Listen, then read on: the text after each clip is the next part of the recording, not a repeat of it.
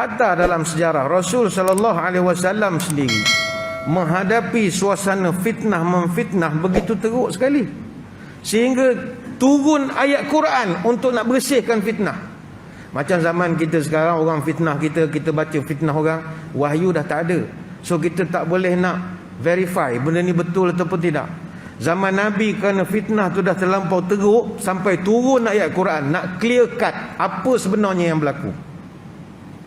Sebab itu turunnya surah An-Nur ayat 11, surah An-Nur ayat 33, nak membersihkan fitnah yang dicanangkan ketika itu terhadap Aisyah radhiyallahu anha.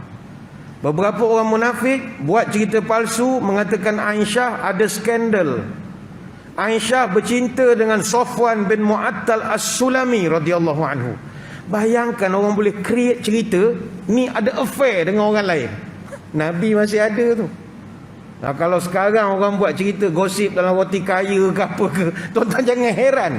Dia bermula hanya perbincangan saja, tapi akhirnya dipanas-panaskan. Turun ayat Quran nak clearkan.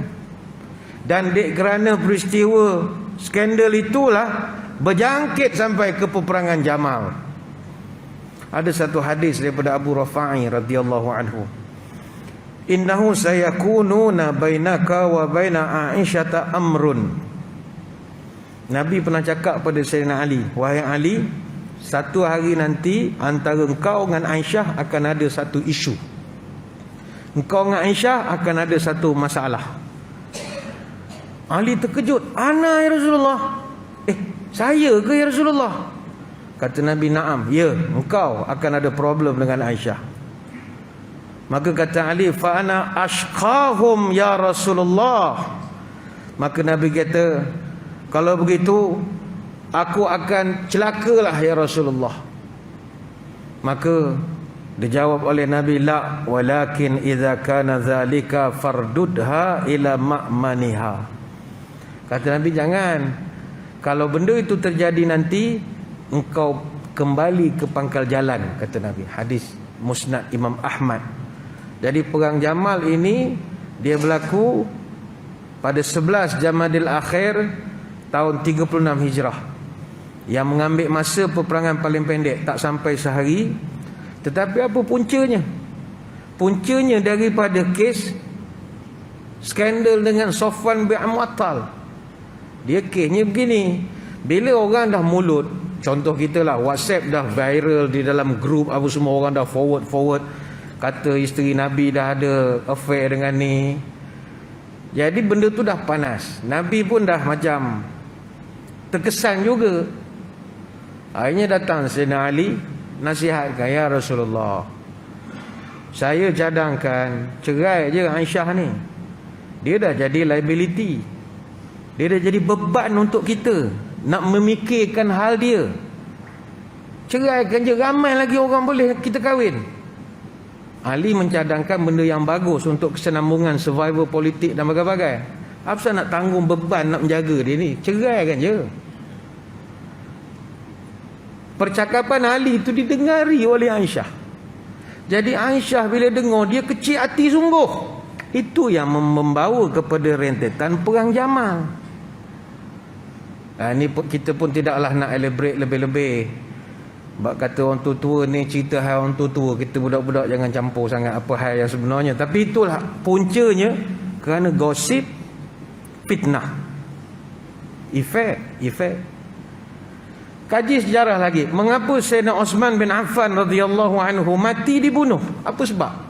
Tahun 35 Hijrah, Osman dikepung oleh pemberontak Ghafiqi dan juga Sudan. 40 hari dia kena kepung. Start daripada bulan Ramadan sampai bulan Zulhijjah. Para pemberontak yang buat kepungan di rumah dia, beri dia dua pilihan saja. Letak jawatan atau kami bunuh. Ini style zaman dulu. Zaman sekarang suruh letak jawatan pakai Facebook je. Akhirnya Osman wafat, meninggal sebagai seorang syahid pada hari Jumaat 18. Osman dikatakan menolak sunnah Nabi sebab tidak suka melakukan solat qasar ketika musafir. Dia juga dituduh buat kerja bid'ah kerana membakar Quran yang telah dikumpulkan sebelum ini. Begitu juga dia dituduh sebagai orang yang menjadi penyebab hilangnya cincin cop mohon Rasulullah sallallahu alaihi wasallam. Begitu juga dia dituduh menggunakan harta benda negara untuk memberi imbuan dan ganjaran kepada ahli keluarganya sendiri. Dan dia dituduh untuk melakukan diskriminasi dan kronisma kerana melantik ramai ahli keluarga dia dalam pemerintahan, entah dalam JLC ke dalam apa, saudara dia semua. Orang marah bila timbul cerita ini, dibakar lagi, yo ditiup lagi, kasih angin cantik punya. Orang dulu bunuh ya. Baik itu hati-hati.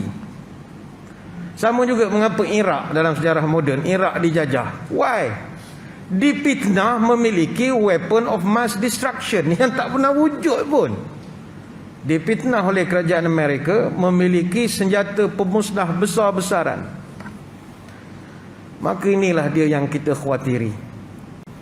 Apatah lagi kita pula orang Malaysia ni, memang bab-bab viral fitnah ni champion betul. Tak tahu betul ke tidak. Apa sebab? Kerana orang Malaysia diiktiraf sebagai bangsa yang paling kuat main handphone di dunia. Ya, orang Malaysia. Orang Malaysia paling kuat main handphone. Lepas itu masa banjir kemarin, banyak kawasan banjir tak ada api, tak ada air.